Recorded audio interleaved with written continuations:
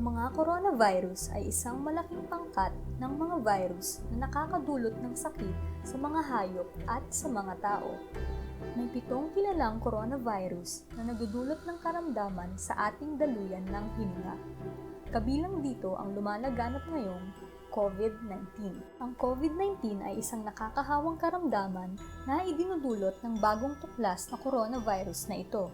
Hindi pa lubos na naiintindihan ang ginagawa nito sa ating katawan at kung papaano gagamutin ang mga karamdamang dulot nito. Unang naiulat ang sakit na ito sa Wuhan, China noong Disyembre 2019 at tuluyan itong lumaganap sa iba't iba pang mga bansa. Ayon sa datos noong ika-28 ng Marso taong 2020, may higit sa 500,000 na ang kaso ng COVID-19 sa buong mundo, kung saan ay 23,000 na ang namatay. Laganap ngayon ang sakit sa mahigit kumulang na 200 bansa.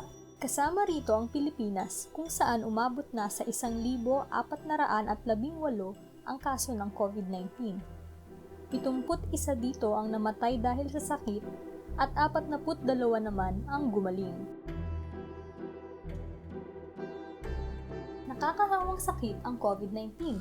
Maaari itong maipasa sa pamamagitan ng patak ng laway, sipon, at uhog na lumalabas sa ilong o bibig kapag umuubo, nagsasalita, o humihinga ang pasyenteng mayroon nito. Pinakananganganib ang mga nakatatanda, lalo kung mahigit 70 taong gulang. Delikado rin ito para sa mga babaeng kapapanganak lamang, mga taong may ibang iniindang karamdaman tulad ng kanser, sakit sa puso, sakit sa bato, high blood, diabetes, hika, at ang mga may mahihinang kakayahan ang katawan lumaban sa sakit o immunocompromise. Maaaring mas matindi ang epekto ng sakit sa mga taong ito. Pwede kang mahawaan at kalaunan ay makaramdam ng mga sintomas nito. Pwede ka ring mahawa at wala namang maramdaman. Ang tawag sa iyo ay isang asymptomatic carrier. Delikado ito sapagkat pwede kang makahawa nang hindi mo nalalaman. Ano-ano ang sintomas ng COVID-19? Ang mga sintomas ng COVID-19 ay pwedeng maging banayad, malubha, o kritikal. Ang mga pangkaraniwang banayad na sintomas ay ubong walang plema, pananakit ng lalamunan, sinat o lagnat, at bahagyang pulmonya. Malubha naman itong itinuturing kapag sinamahan na rin ng hirap sa paghinga at malalang pulmonya. Ang mga kritikal na pasyente ay nakararanas naman ng pagpalya ng baga, shock, at panghihina ng iba't ibang organo.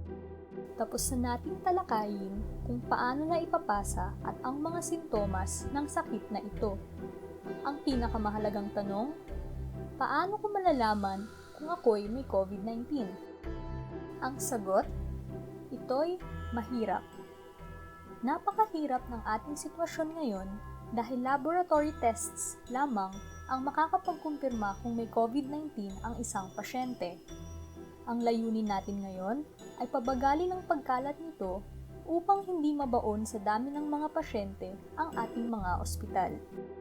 Ano ang pinagkaiba ng PUI at PUM?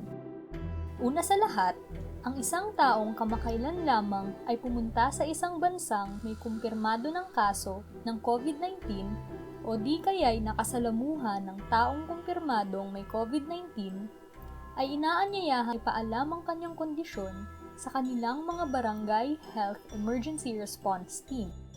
Kapag ikaw ay walang mga sintomas, ikaw ay tinatawag na isang person under monitoring o PUM. Inaabisuhan kang ibukod ang iyong sarili ng 14 na araw.